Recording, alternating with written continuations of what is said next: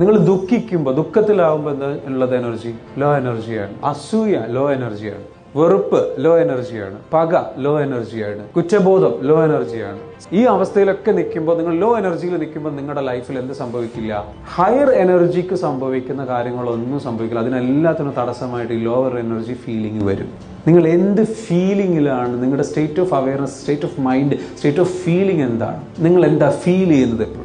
Continuous ആയിട്ട് ട്രോമയും പെയിനും അസുഖങ്ങളും ബുദ്ധിമുട്ടും കഷ്ടപ്പാടും ഉള്ള ഒരാൾ കണ്ടിന്യൂസ് ആയിട്ട് ഏത് എനർജിയിലായിരിക്കും? നിങ്ങൾക്ക് ലോ ഓഫ് അട്രാക്ഷൻ എന്ന് പറയുന്ന സംഗതി കേട്ടിട്ടുണ്ടോ? നിങ്ങൾ കേട്ടിട്ടുണ്ടല്ലോ, ഒരുപാട് ആൾക്കാർ കേട്ടു, ചില ആൾക്കാർ കേട്ടിട്ടുണ്ട്. എന്താണ് ലോ ഓഫ് അട്രാക്ഷൻ എന്ന് പറഞ്ഞാൽ?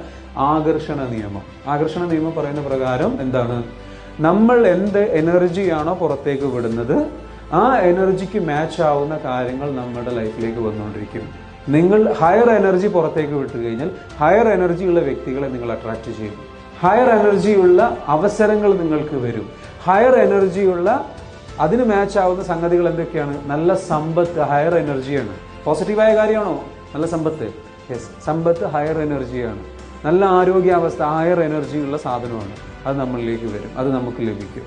നമ്മൾ ഹയർ എനർജിയിൽ നിന്ന് കഴിഞ്ഞാൽ നല്ല സമ്പത്ത് വരും, നല്ല അവസരങ്ങൾ വരും, നല്ല വ്യക്തികൾ വരും, നല്ല അറിവുകൾ വരും, നല്ല പണം വരും. നമ്മൾ ഹയർ എനർജിയിലല്ല എന്നുള്ളതാണ് നമ്മുടെ പ്രോബ്ലം.